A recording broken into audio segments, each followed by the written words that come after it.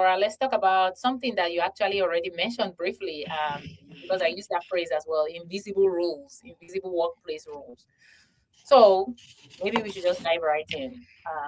What Yeah. does Gen Z want? What do early career professionals want these days? And Yeah.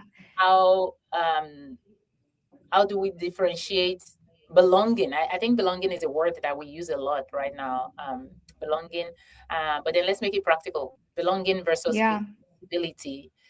Tell us a little bit about that. So let's start a little bit as far as what Gen Z is itself. So Gen Z is anyone born between about, it could be give or take, right? But 1997 to 2012.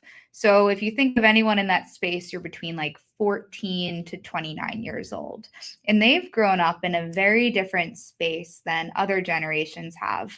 And for the first time ever, we have four generations working together in the workplace, which is completely different cultures coming together. And Gen Z is the first one that's grown up in this fully digital space where they have their smartphones available to them. Everything is very quick, everything's very on demand, everything's digital, right?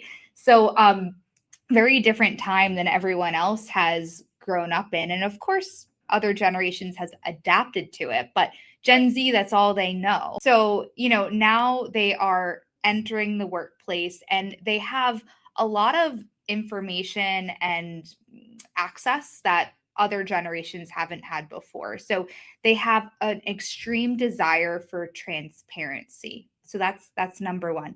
Transparency as far as what they should have available to them, what cultures they like in the workplace and whatnot. They have a desire to belong. Within that, mental health is incredibly important to them. Are just a couple to start.